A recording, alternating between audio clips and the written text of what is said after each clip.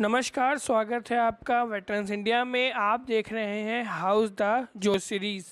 जब हम house the जोश कहते हैं तो एक दिल में अलग सी देशभक्ति जाग उठती है। जब हम आम नागरिकों के दिल में एक ऐसी भक्ति जाग उठती है तो सोचिए इंडियन आर्मी, इंडियन नेवी और इंडियन एयरफोर्स में काम कर रहे जवानों के दिल में कैसी देशभक्ति जाग उठती होगी। आज मैं मिलवाने वाला हूं आपको एक ऐसी शख्सियत से जिनका नाम है तुलिका रानी। स्क्वाड्रन लीडर तुलिका रानी भारत की पहली ऐसी महिला है जिन्होंने एशिया के सबसे बड़े ज्वालामुखी को फतह किया और वह उत्तर प्रदेश की पहली ऐसी महिला है जिन्होंने माउंट एवरेस्ट को फतह किया।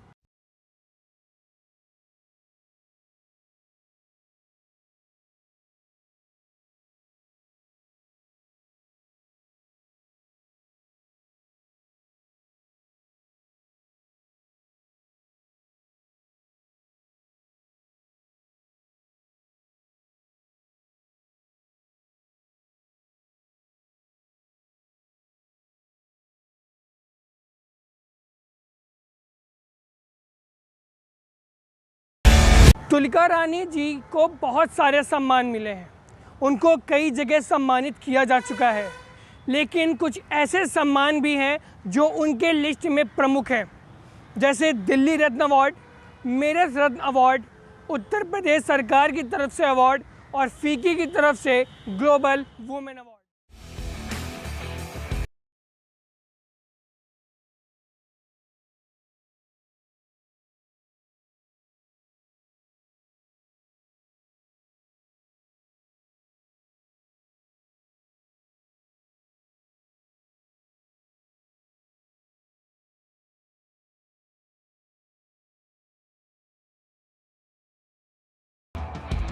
अब देर न करते हुए मिलवाते हैं आपको तुलिका जी से और करते हैं उनसे कुछ खास बातचीत। तुलिका रानी जी के नाम भारत की पहली महिला होने का भी अवार्ड है और उत्तर प्रदेश की पहली महिला होने का भी अवार्ड है। इन दोनों में क्या एक्सपीरियंस होता है, क्या खास होता है, आइए खुद जानिए तुलिका जी से। देखिए, ये तो डिफरेंट आइडेंटिटीज़ हैं कि आप किस प्रदेश से आते हैं और आप देश तो ऑब्वियसली आपकी एक अल्टीमेट आइडेंटिटी है, उससे भी ऊपर एक आइडेंटिटी आपकी ह्यूमन बीइंग की है। तो जब मैं अपने देश का झंडा लेकर कहीं भी खड़े होती हूँ तो मुझे सबसे पहले तो गर्व एक भारतीय के रूप में ही होता है और प्रदेश वाली चीज़ बाद में आती है। और मैं सोचती हूँ कि हर किसी को इसी ऑर्डर में शायद ये भावनाएँ आनी चाहिए कि देश की भावना सबसे पहले आए और उसके बाद ठीक है कि आप एक प्रदेश से भी बिलोंग करते हैं। हाँ, जब प्रदेश का अगर मैं नाम लूँ तो मुझे ये ज़रूर लगा कि उत्तर प्रदेश में अभी माउंटेनियरिंग के क्षेत्र में बहुत ज़्यादा काम नहीं हुआ है, थोड़ा स्कोप है कि इस पर काफ़ी ज़्यादा काम किया जाए। तो अगर हम कंपैरिजन में देखें, बंगाल के कंपैरिजन में अगर हम देखें या फिर महाराष्ट्र के कंपैरिजन में देखें तो वहाँ पर्वतारोहण का काफ़ी क्रेज़ है लोगों में, उसके बारे में अवेयरनेस भी बहुत ज़्यादा है और कई संगठन बने हुए हैं जो कि लोगों को पर्वतारोहण की ट्रेनिंग देते हैं। तो और जब भी हम पर्वतारोहण के लिए जाते हैं तो हम काफ़ी पाते हैं कि इन क्षेत्रों से काफ़ी बड़ी संख्या में लोग पर्वतारोहण के लिए आते हैं। तो मैं अपने प्रदेश के बारे में अगर कहूँ तो मुझे लगा कि मेरे इस अचीवमेंट से शायद इस प्रदेश में भी, मेरे उत्तर प्रदेश में एक अवेयरनेस आएगी इस चीज़ के बारे में कि पर्वतारोहण नाम का भी एक स्पोर्ट है जो कि आपकी पर्सनालिटी डेवलपमेंट में तो हेल्प करता ही है, साथ ही आपके देश के लिए, आपके प्रदेश के लिए एक गर्व की बात है कि दुनिया के सबसे ऊंचे माउंटेन पर कोई आपके यहाँ का बच्चा या इंसान चढ़ गया वहाँ पर। तो जब मैं ईरान में थी, माउंट दामावंत क्लाइंब कर रही थी, एशिया का हाईएस्ट वॉल्केनो, वो एक अलग अनुभूति थी बिकॉज़ वहाँ पे 16 कंट्रीज़ के क्लाइंबर्स थे, 53 क्लाइंबर्स, एंड मैं अकेली थी जो अपने देश को वहाँ रिप्रेजेंट कर रही थी एज द ओनली इंडियन। तो बहुत ज़्यादा अच्छी फीलिंग वो हुआ करती थी कि हम अपने अपने देश के बारे में काफ़ी नोट्स एक्सचेंज किया करते थे।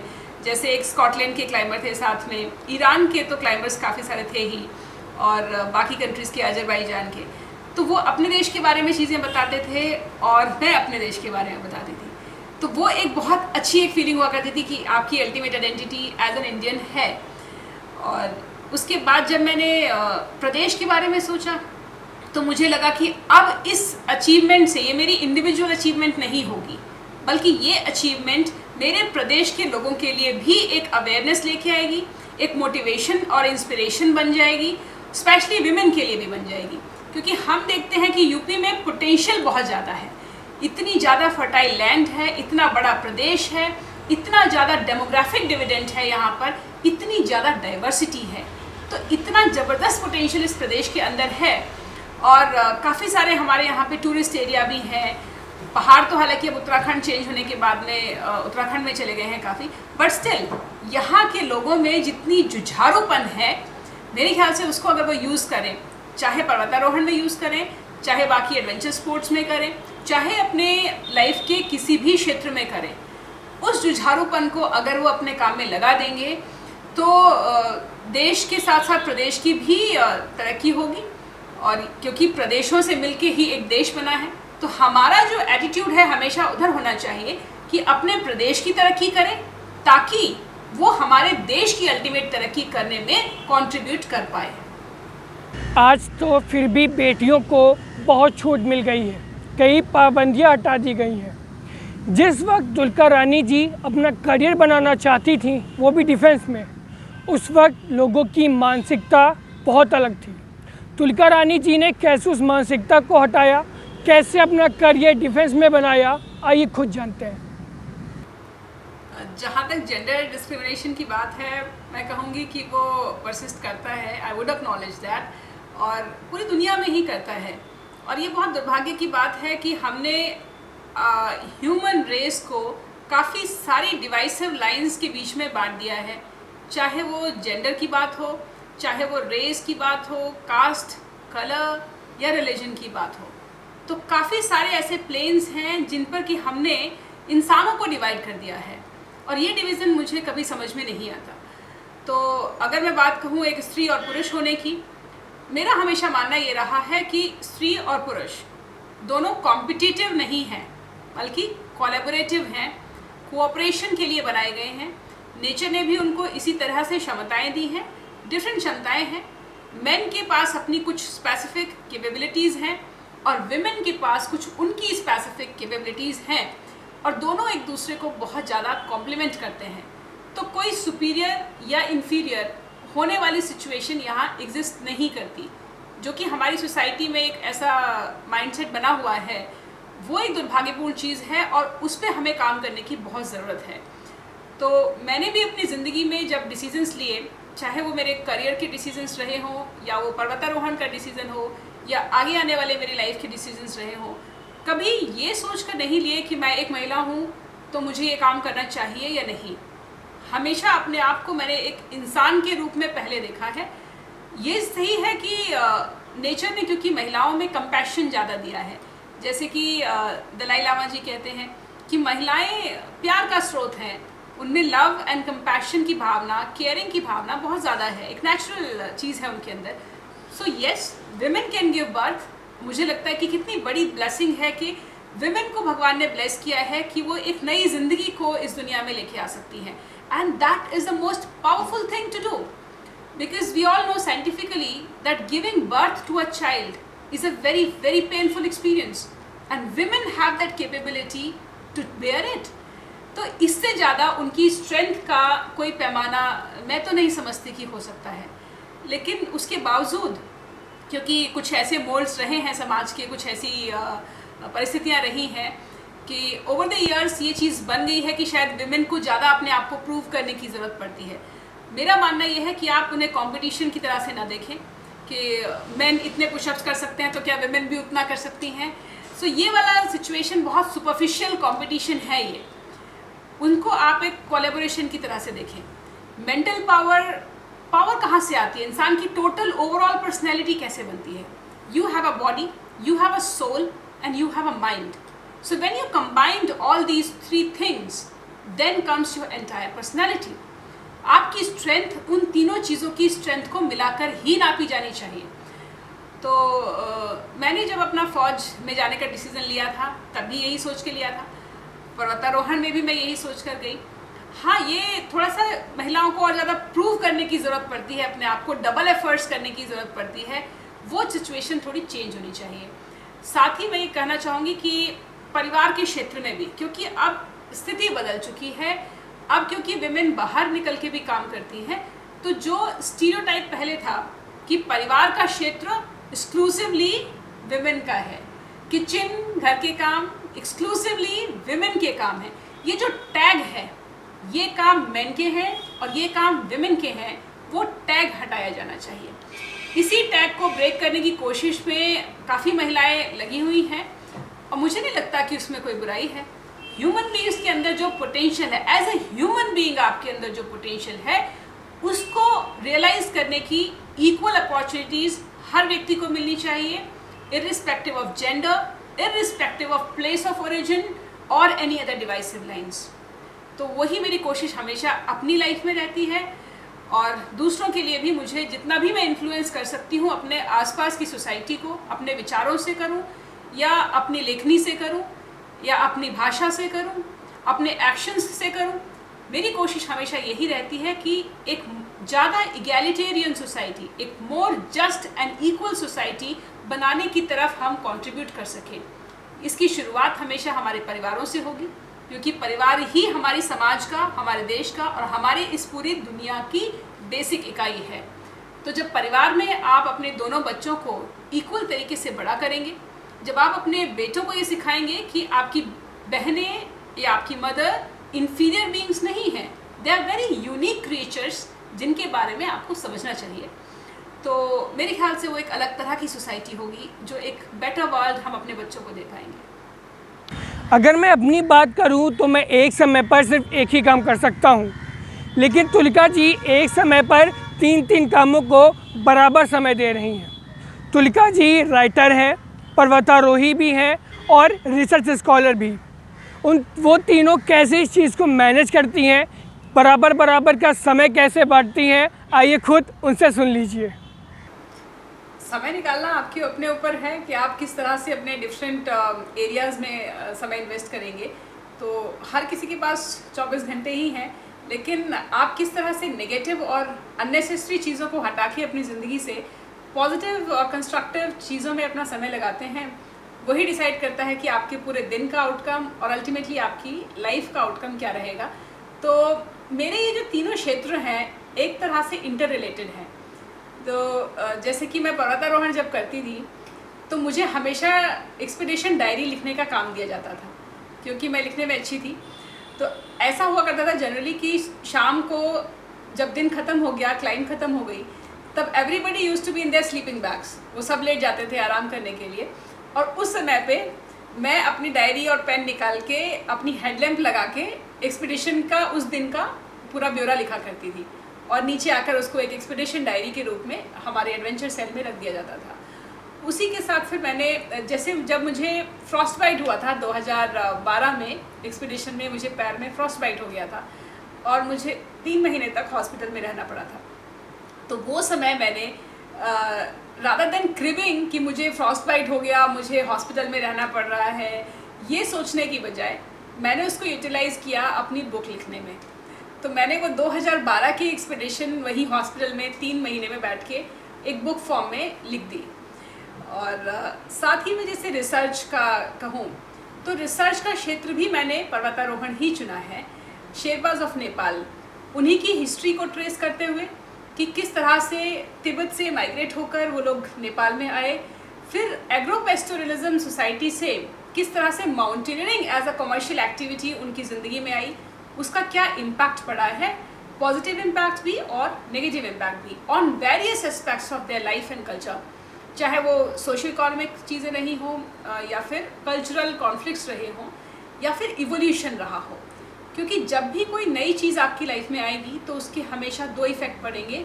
कुछ तो सिम्बायोसिस रिएक्शंस होंगी और कुछ चीज़ें एसिमुलेट कर लेंगे आप वो नई चीज़ों से, और कुछ आप एक रिएक्ट करेंगे अपनी चीज़ों को बनाए रखने के लिए।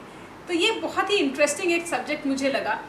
जब मैं क्लाइंब के लिए जाती हूँ तो ये सिर्फ एक फ़िज़िकल एक्टिविटी की तरह मैं उसे नहीं लेती, मैं हमेशा उस रीजन के कल्चर के बारे में जानने की कोशिश करती हूँ, वहाँ के लोगों से इंटरेक्ट करती हूँ और ह्यूमन बीइंग्स कितने डिफरेंट तरीके से रहते हैं, ये मेरे लिए बहुत ही इंटरेस्टिंग सब्जेक्ट हमेशा से रहा है।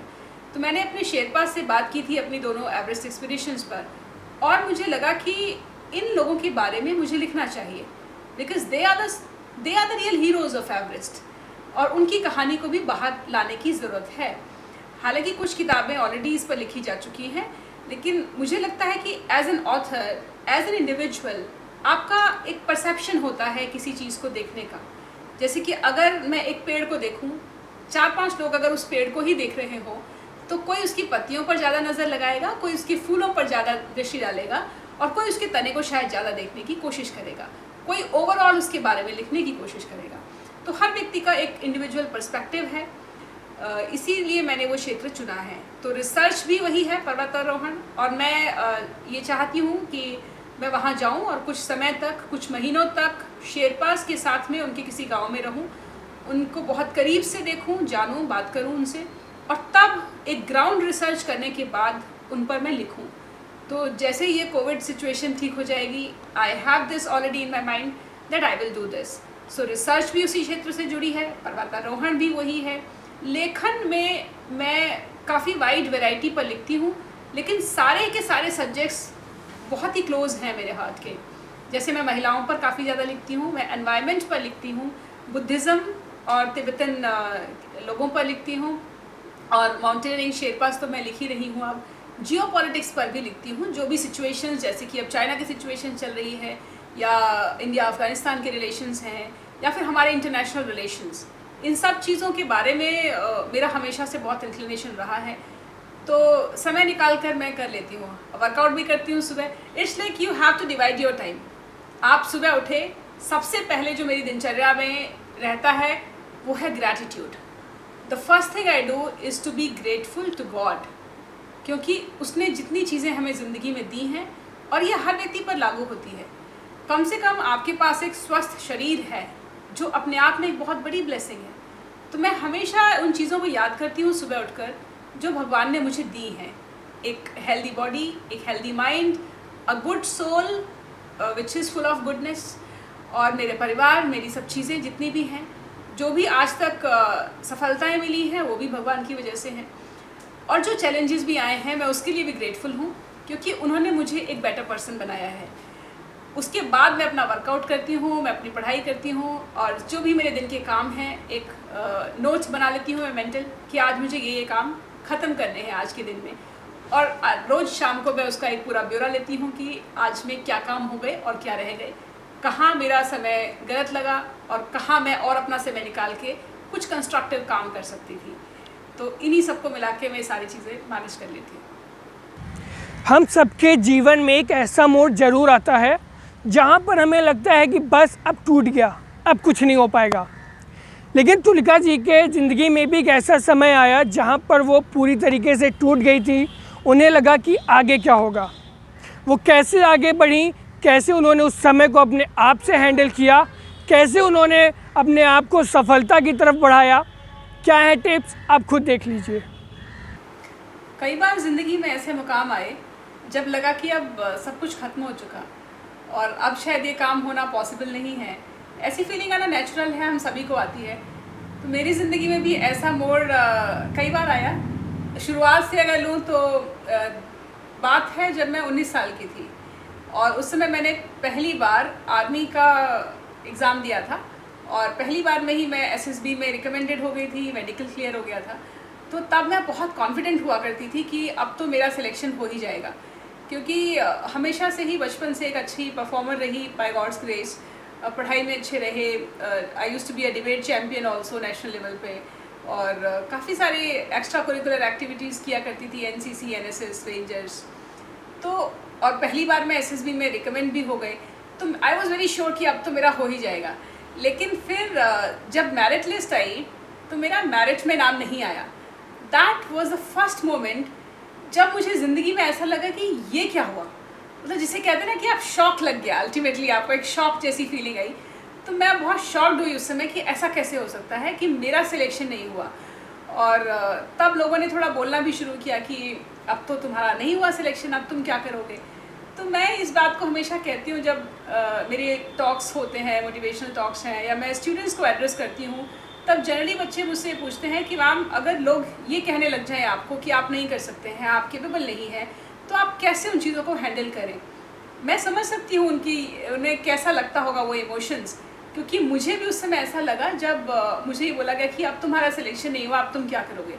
And I was just 19 years old. 19 साल में ज़िंदगी ख़त्म नहीं हो जाती, शुरू हो रही होती है इनफैक्ट, और इंसान हमेशा कोशिश कर सकता है। तो मैं तो यही कहना चाहूँगी उन लोगों के लिए कि अगर कोई फेल हो जाए बच्चा, तो आप उसको कहिए कि ठीक है, कोई बात नहीं, अगली बार और ज़्यादा कोशिश करो। पर ऐसा होता नहीं है जनरली।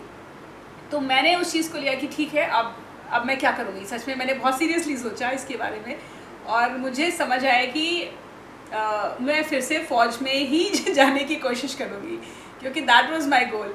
वही मेरा पैशन था, वही मेरा इंक्लिनेशन था। तो कभी मैं अपने गोल्स को इतनी आसानी से छोड़ती नहीं हूँ। तो मैंने फिर से फॉर्म भरे, और अगली बार मेरा एयरफोर्स का फर्स्ट अटैम्प्ट था, और मैं एयरफोर्स में पहली बार में ही सिलेक्ट हो गई। So that was the first time जब मुझे ऐसा लगा था। दूसरी बार ज़िंदगी में मौका आया पर्वतारोहण के समय पर।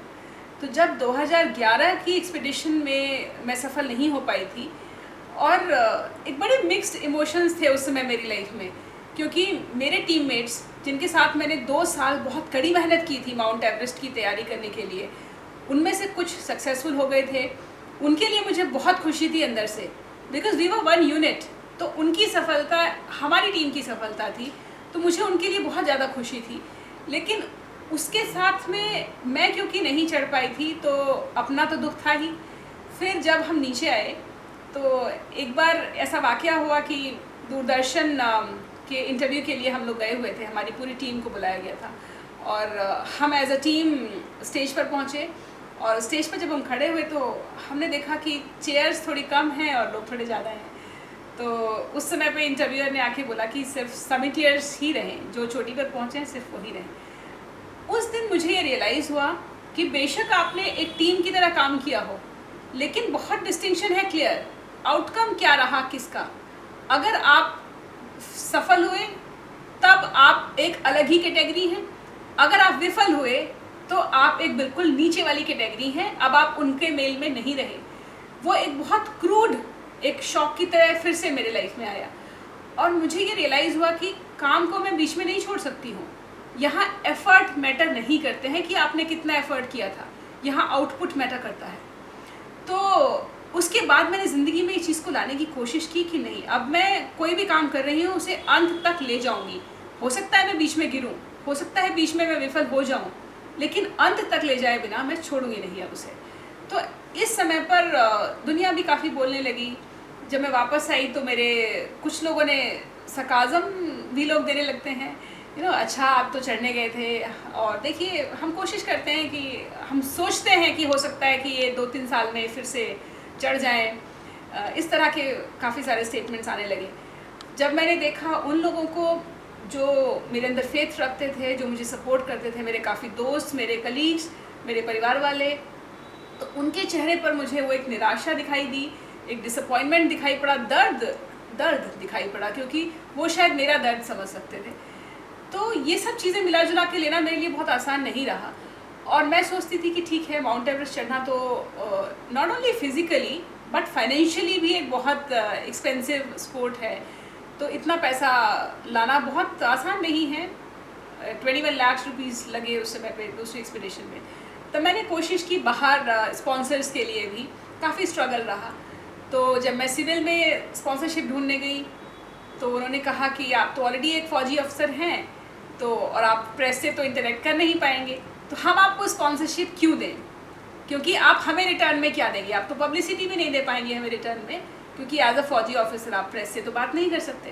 तो हालांकि मुझे डायरेक्टली ये चीज़ें ऑन पेपर नहीं बताई गई, लेकिन इनडायरेक्टली एट द बैक मुझे ये सब चीज़ें बताई गई कि इस वजह से हम आपको स्पॉन्सर नहीं कर सकते। कई लोगों से मैंने स्पॉन्सरशिप लेने की कोशिश की, पर मुझे जवाब यही मिला, फ़ौज मुझे स्पॉन्सर नहीं कर सकती थी, क्योंकि पॉलिसी ऐसी नहीं थी उस समय तक कोई इंडिविजुअली छुट्टी लेकर अपनी एक्सपीडिशन पे जाए। हालांकि फ़ौज ने मेरा इक्विपमेंट वाइज और मोरल वाइज काफ़ी सपोर्ट किया। मैं हमेशा ये मानूंगी कि अगर तब भी मुझे फ़ौज का सपोर्ट, एयरफोर्स का सपोर्ट नहीं होता, तो मेरी सेकेंड एक्सपीडिशन जो मैंने 1 साल बाद की, शायद मैं वो नहीं कर पाती। बहुत तहे दिल से मैं आज भी उस चीज़ का आभार मानती हूँ, उन सभी लोगों का मेरे एडवेंचर डायरेक्टरेट में जो लोग थे, मेरी यूनिट में जो लोग थे और मेरे टीममेट्स जो थे, उन्होंने भी मेरी इंडिविजुअल एक्सपीडिशन में सहायता की, जिसमें कि मेरे डॉक्टर भी शामिल रहे, मेरे टीम बडी शामिल रहे। तो जब भी ज़िंदगी में कहीं से क्रिटिसिज्म आएगा तो आप ये भी पाएंगे कि उसके साथ साथ एक एंटी रिएक्शन भी होगी।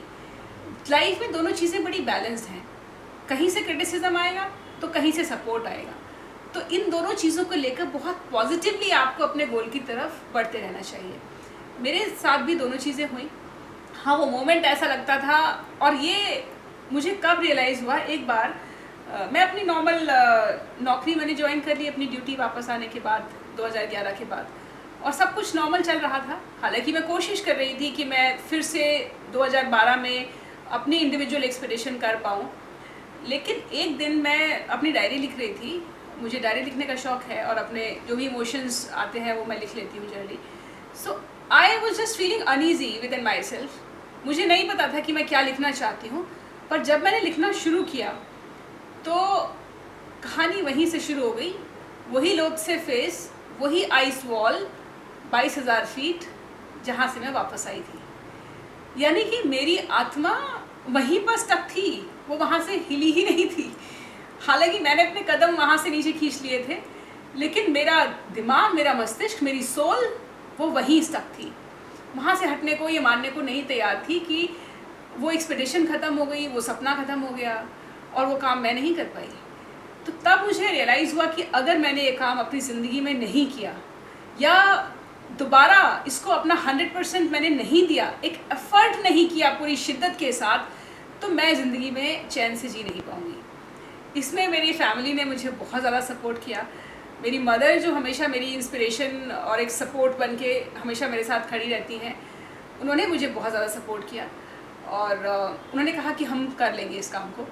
Then we raised the whole finances ourselves. जो 21 लाख रुपीज़ मेरी एक्सपीडिशन पर आए, तो हमने अपनी पूरी सेविंग्स, मैंने और मेरी फैमिली ने, वो उस पर लगा दी।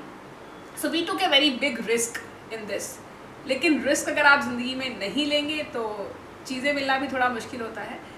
तो मैंने और मेरे परिवार दोनों ने ही ये रिस्क ले लिया और मैंने अपनी पूरी छुट्टी अप्लाई की 2012 में। एयरफोर्स ने मुझे, आई एम वेरी ग्रेटफुल कि वो छुट्टी सेंक्शन की मेरी, मुझे सहायता भी की जितना भी किया जा सकता था। और उसके बाद 2012 में मैं फिर से अपनी एक्सपीडिशन पर एम्बार्क हो गई। तुलिका रानी जी ने माय स्टार्टअप टीवी से बात करते हुए बताया कि जब वो डिफेंस छोड़कर सिविलाइजेशन में आई तो उनको कई चीज़ों का सामना करना पड़ा। उन्होंने एक किस्सा हमारे सामने रखा कि वो कोलकाता में थी और 10:30 बजे उन्होंने लाइब्रेरी का अपॉइंटमेंट लिया। बारिश हो रही थी, वो आर्मी से रिटायर्ड थी, तो उनको लगा समय पर पहुंचकर काम हो जाएगा। जब वह पहुंची तो वहाँ 10:30 बजे कोई भी आदमी नहीं था। उन्होंने कहा, इस चीज़ का मुझे बहुत अफसोस हुआ और मुझे लगा कि सिविल की तरफ से रहना पड़ेगा। जब बारिश होती है इसका मतलब डिले होगा, पाबंदियों का दौर हट चुका है, अब मुझे भी सिविल की तरह अपने आप को ढालना होगा। डिफेंस की नौकरी छोड़ पर्वतारोही की तरफ अग्रसर होना यह फैसला आसान नहीं था। तुलिका रानी जी को कई परिस्थितियों का सामना करना पड़ा, कई मुसीबतों का सामना करना पड़ा, कई लोगों की मानसिकता का भी सामना करना पड़ा। आइए जानते हैं तुलिका जी से कि उस समय उनकी क्या मानसिकता रही थी। मैंने आर्म फोर्सेस छोड़े नहीं, इनफैक्ट आर्म फोर्सेस ने ही मुझे पर्वतारोहण करने का मौका दिया, क्योंकि हमारे आर्म फोर्सेस में एक डायरेक्टरेट ऑफ एडवेंचर स्पोर्ट्स होता है और उसमें adventure it is said that it is a part of life. Adventure कोई अलग से एक्टिविटी नहीं है, बट आर्म फोर्सेस की लाइफ अपने आप में एक रोज़ रोज़ ही एडवेंचर है, लेकिन उसके साथ साथ वो अलग से एडवेंचर एक्टिविटीज़ भी कराते हैं। तो मुझे एक मौका मिला, ज़िंदगी ने मौका दिया है। मैं कहूँगी कि मैंने जानबूझकर ये सब काम नहीं किए थे, बट कभी कभी लाइफ आपको अपॉर्चुनिटीज़ देती है। आपको सिर्फ इतना करना होता है कि आप दोनों हाथ खोलकर उस अपॉर्चुनिटी को समेट लें और जितनी भी आपके अंदर क्षमता है उस पूरी क्षमता को, सामर्थ्य को लगाकर आप उस काम को अच्छे से कर दें। तो 2009 की बात है, और मैंने अपना बेसिक माउंटेनियरिंग कोर्स किया हिमालयन माउंटेनियरिंग इंस्टीट्यूट दार्जिलिंग से। और उसी समय कोइंसिडेंटली एयरफोर्स ने प्लान किया कि अब भारतीय वायुसेना की महिला अधिकारियों की एवरेस्ट एक्सपीडिशन की जाएगी। तो एवरेस्ट क्लाइंब करना मेरा अपना प्रोजेक्ट नहीं था, in fact it came my way, that was the destiny I suppose.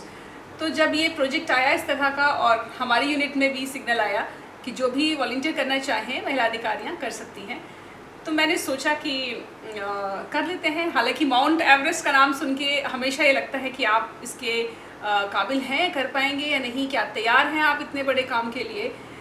हालांकि मैं बहुत फिज़िकली फ़िट हुआ करती थी उस समय पर, और दौड़ना, जिम करना, ये सब मेरे नेचुरल शौक़ थे।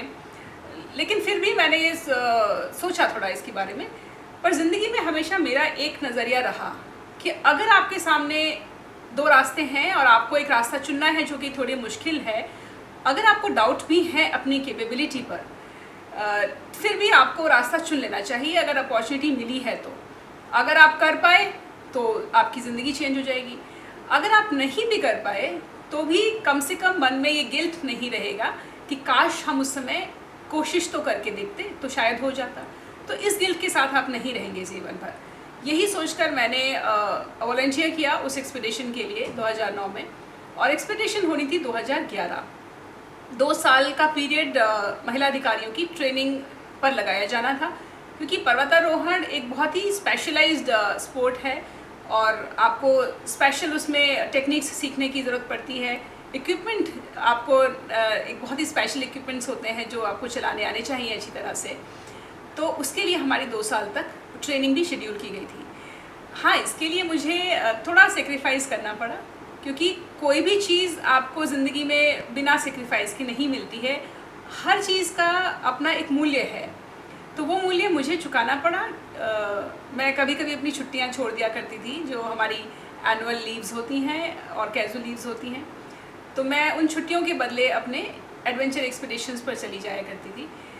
और साथ में मैंने बहुत मेहनत भी की उसके लिए, क्योंकि जैसा मैंने बताया कि फ़िज़िकल फिटनेस का मुझे शौक़ तो था, लेकिन it did not come very naturally to me. I had to put in a lot of effort to attain a physical fitness. और तो मैंने जब 2009 में अपना कोर्स करने के बाद एक एक्सपीडिशन के लिए वॉलंटियर किया। पहली एक्सपीडिशन थी हमारी माउंट स्टोक कांगड़ी, जो कि लेह में है, और ये करीब 20,000 फीट की चोटी है। तो इनफैक्ट मैं अपनी टीम में लास्ट पार्टिसिपेंट थी चोटी पर पहुंचने वाली, और मेरे लिए वो काफ़ी मुश्किल भी रहा था, क्योंकि पहली एक्सपीडिशन थी इस तरह से। लेकिन जब आप चोटी पर पहुंच जाते हैं तो आपको एक बहुत ही अचीवमेंट वाली अनुभूति होती है। और पहाड़ चढ़ना मेरे लिए इसीलिए एक पैशन बन गया उसके बाद, क्योंकि मैंने ये देखा कि इतना मुश्किल काम, एक चैलेंज जब आप अपने ऊपर ले लेते हैं वॉलंटरली, और उसके पीछे जब आप लगातार परसिस्टेंस के साथ लगे रहते हैं, despite obstacles, despite failures, despite setbacks, और अल्टीमेटली जब बहुत मेहनत के बाद आपको वो गोल अचीव हो जाता है आपका, तो जो सेटिस्फैक्शन वाली फीलिंग है वो इस दुनिया में अनपैरेलल्ड है। और इससे आपको साथ साथ ये भी पता चलता है कि आपके अपने अंदर कितनी ज़्यादा क्षमताएं निहित हैं, जिसके बारे में आपको पता ही नहीं था कभी। और अगर आप अपने आप को उस चैलेंज में नहीं डालते तो शायद आप कभी भी उनसे अवगत नहीं हो सकते थे। तो इसलिए मैंने पहाड़ चढ़ना फिर से जारी रखा, और दूसरी एक्सपीडिशन माउंट भागीरथी 2 हुई उत्तराखंड में ही, फिर तीसरी माउंट कामेट उत्तराखंड, चौथी रही माउंट स्टोक कांगड़ी लेह में, और उसके बाद माउंट एवरेस्ट 2011 में। इसके दौरान हम 2 बार जनवरी 2010 और 2011 में सियाचिन ग्लेशियर पर भी गए। तो सियाचिन साउथ एशिया की सबसे ठंडी जगह है, और साथ ही unfortunately it is the highest battlefield of the world due to the geopolitical reasons. तो हमें वहाँ ले जाया गया था कि हमारी टीम एक्सट्रीम कोल्ड कंडीशंस के अनुकूल ढल जाए, वहाँ जाके क्लाइंबिंग की प्रैक्टिस भी की जाए।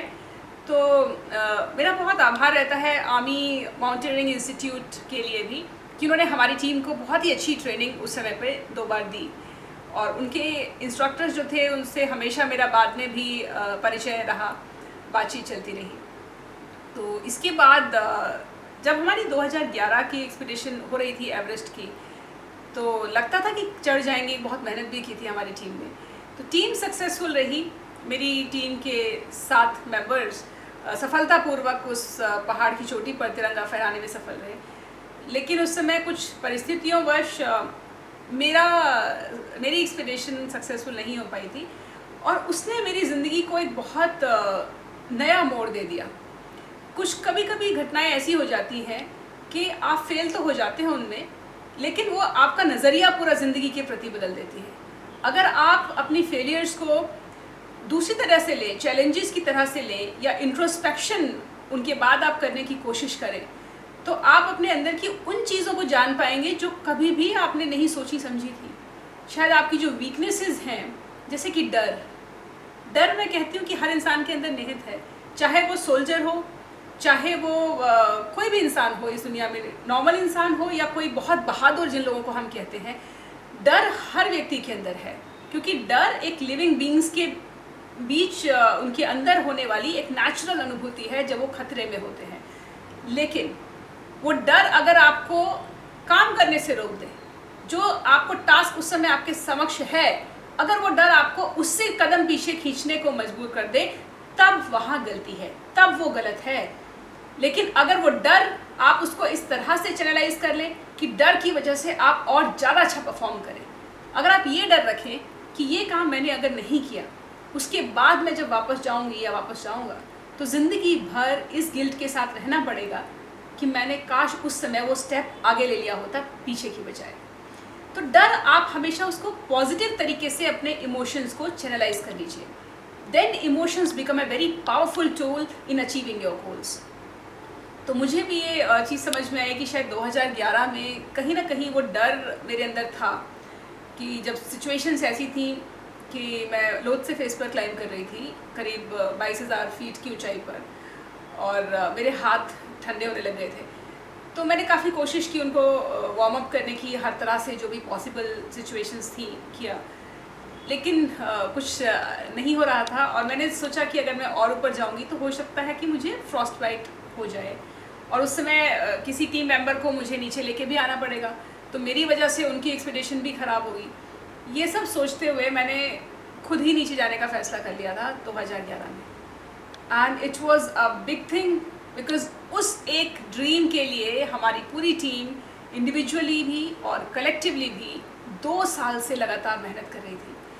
तो ऐसा बड़ा सपना जब आप खुद ये डिसाइड कर लें कि मैं अब बीच में छोड़ दूँ, तो बहुत बड़ी चीज़ थी। इसने बहुत इमोशनल इम्पैक्ट छोड़ा मेरे ऊपर। तो मैं तो खैर अपने इमोशंस के साथ स्ट्रगल कर ही रही थी, लेकिन साथ में जब आप फेल होकर वापस आते हैं किसी टास्क से, तो दुनिया भी आपको वैसे ही ट्रीट करती है फिर, क्योंकि इसमें कोई बुरा मानने वाली चीज़ नहीं है। ये 2 बहुत बड़ी क्लियर कैटेगरीज हैं इस ज़माने में, एक विनर्स की और एक लूज़र्स की। So if you have failed, आप ऑटोमेटिकली लूज़र वाली कैटेगरी में डाल दिए जाते हैं। अब ये आपके ऊपर है कि आप किस तरह से अपनी खुद की क्षमताओं को सामने रख के वो लूज़र वाला टैग अपने ऊपर से हटाते हैं। क्योंकि मेरा ये मानना है, जो ज़िंदगी में मैंने पर्वतारोहण से सीखा और बाकी अपने फ़ौज के एक्सपीरियंस से सीखा, जनरल एक्सपीरियंसेस से सीखा, वो ये कि कोई भी फेलियर फाइनल नहीं है। फेलियर तब फाइनल होती है जब आप अपने मन में ये मान लेते हैं कि मैं अब फेल हो गया या फेल हो गई, और अब मेरे बस का ये काम करना नहीं है। लोग अगर आपको कुछ बोल भी रहे हैं तो भी आप उनको दरकिनार कीजिए, क्योंकि आप खुद अपने सबसे बड़े निर्णायक व्यक्ति हैं। जो आपके अंदर कैपेबिलिटीज़ हैं वो सिर्फ आप जानते हैं, जो आपकी कमियां हैं वो भी सिर्फ आप ही बखूबी जानते हैं। तो आप क्या काम कर सकते हैं और क्या नहीं कर सकते, ये आपसे खुद से अच्छा आपको कोई और नहीं बता सकता। तो लोग आपकी टेम्प्रेरी फेलियर्स को देखें और जो भी बोलते रहें आप उन्हें बोलने दीजिए। उस समय मैंने ये चीज़ सचिन तेंदुलकर जी से सीखी। कहीं मैंने उनका एक स्टेटमेंट पढ़ा था, क्योंकि वो एक ऐसे व्यक्ति माने जाते हैं जो बहुत कम बोलते हैं, और उनकी ये चीज़ मुझे बहुत अच्छी लगती है। उनका ये स्टेटमेंट मैंने पढ़ा था कि जब भी कोई मुझे क्रिटिसाइज़ करता है तो मैं कभी भी वर्ड्स में उनको आंसर बैक नहीं करता हूँ। उनका जवाब हमेशा मैं अपनी परफॉर्मेंस से देता हूँ। उसमें समय ज़रूर लग सकता है, लेकिन मेरा जवाब देने का तरीका वही है। इस चीज़ को मैंने अपनी ज़िंदगी में निहित करने की बहुत कोशिश की। और जब भी क्रिटिसिज्म कहीं से आता है, चाहे वो फेलियर्स की बात हो या फिर किसी डिसीज़न के ऊपर हो क्रिटिसिज्म, कभी भी मैं जवाब वर्ड्स में देना उचित नहीं समझती। और मुझे हमेशा लगता है कि आप उस पर सोचिए। अगर सच में आपको लगता है कि जो आपको बताया जा रहा है आपके विषय में, तो आपके अंदर क्रिटिसिज्म को लेने की भी ताकत होनी चाहिए, क्योंकि कभी कभी उस क्रिटिसिज्म से हमारी पर्सनालिटी के वो फ्लॉज हमारे सामने उजागर हो जाते हैं जिनसे हम अवगत नहीं हैं। तो मैं हमेशा बैठ के सोचने की कोशिश करती हूँ कि क्या इसमें सच में सच्चाई है जो लोग मेरे बारे में बोल रहे हैं, और अगर है तो अपने आप को मैं कैसे इम्प्रूव करूँ। हमेशा पॉजिटिव तरीके से क्रिटिसिज्म को लेने की कोशिश करती हूँ। और अगर मुझे लगता है कि नहीं, ये सिर्फ एक टेम्परेरी सुपरफिशियल रिएक्शन है जो कि इंस्टेंटली मुझे बिना जाने मेरे बारे में दे दी गई है, तो उस पर मैं ज़्यादा गौर नहीं करती हूँ और अपना काम करने में जुटी रहती हूँ। मैंने ये ज़िंदगी में बार बार देखा कि जब भी आप किसी काम के पीछे लगातार लगे रहेंगे, हो सकता है कि आप एक बार फेल हो जाएं, 2 बार हो जाएं, लेकिन अगर आप परसिस्टेंस के साथ उस काम की तरफ अग्रसर रहेंगे तो वो कभी ना कभी हो ज़रूर जाता है। So this has been my philosophy of life till now. Mountaineering ने भी मुझे ये सिखाया कि कोई भी गोल आपको हो सकता है बहुत बड़ा लगे शुरुआत में, जैसे कि पहाड़ है, अगर आप माउंट एवरेस्ट चढ़ने जाएं, this is the highest mountain of the world. Human beings उसके सामने बिल्कुल छोटे से ऐसे स्पेक जैसे दिखाई पड़ते हैं और छोटी सी बिंदी जैसे लगते हैं उसके सामने। लेकिन ultimately when you see okay इतना बड़ा पहाड़, क्या मैं तैयार हूँ इस चीज़ के लिए, बट आपको क्या करने की ज़रूरत है, छोटे छोटे स्टेप्स चलते रहिए लेते हुए, और छोटे छोटे गोल्स बना के उनको आप अटेन करते रहिए, और इतना बड़ा काम भी हो जाता है। तो ज़िंदगी में ऐसा कोई काम नहीं है जो कि आपको शुरू में बहुत बड़ा लग रहा हो, लेकिन अगर आप छोटे छोटे गोल्स बनाकर उस काम को करने की कोशिश करते रहे तो वो काम ज़रूर होगा। यही मुझे पर्वतारोहण ने सिखाया है, और इस चीज़ को मैं अपनी लाइफ में हर काम पर लागू करने की कोशिश करती हूँ। आइए जानते हैं आखिर में कि तुलिका जी क्या सिखाना चाहती हैं हमें, कैसे जीना चाहती हैं और क्या जीने का मकसद हमें सिखाना चाहती हैं। ये कहना चाहूँगी कि आपके अंदर बहुत ज़्यादा पोटेंशियल है, और इंसान के अंदर जितनी ज़्यादा क्षमताएं हैं हम उसका 1% भी यूज़ नहीं कर रहे हैं। सबसे पहले आपको भगवान ने जितना ये एक बहुत ज़्यादा रिसोर्स दिए हैं आपकी बॉडी, माइंड एंड सोल के रूप में, उसको रियलाइज़ कीजिए आप। और उस रियलाइजेशन के बाद, जैसे कि कहा जाता है वैदिक कॉन्सेप्ट में, अहम ब्रह्मास्मि, ये कॉन्सेप्ट मेरे अंदर बहुत ज़्यादा निहित है। वो इस पूरी ब्रह्मांड की सच्चाई है और आपकी सच्चाई है, क्योंकि आप भी उस ब्रह्मांड का पार्ट हैं। तो जिस तरह से नेचर में कोई भी चीज़ असंभव नहीं है, ह्यूमन बीइंग्स की लाइफ में भी कोई भी चीज़ असंभव नहीं है। अपने उस पोटेंशियल को आप रियलाइज़ करें, परसिस्टेंस के साथ में अपने गोल्स की तरफ लगे रहें। और एक चीज़ और, कभी भी इंडिविजुअल होके सोचने की कोशिश ना करें, बिकॉज एक इंडिविजुअल हमेशा एक सोसाइटी की यूनिट के रूप में काम करता है, और आपके जो एक्शंस हैं वो हमेशा दूसरों के लिए भी कॉन्सिक्वेंसेस लेकर आते हैं, चाहे डायरेक्ट चाहे indirect. So as a human being we have to understand that we are one family. फौज ने मुझे यही सिखाया कि आप हमेशा एक टीम की तरह जब काम करेंगे तो बड़े से बड़ा काम भी संभव हो सकता है, कितना भी मुश्किल हो। पर्वतारोहण ने मुझे ये सिखाया कि अपने इंडिविजुअल कैपेबिलिटीज़ को उभारने के बाद जब एक टीम की तरह आप वर्क करेंगे, तब आप बहुत बड़े से बड़ा पहाड़ भी चढ़ सकते हैं। और जो भी एक काम है, मैं रोज़ बैठती हूँ, नेचर को बहुत निहारती हूँ।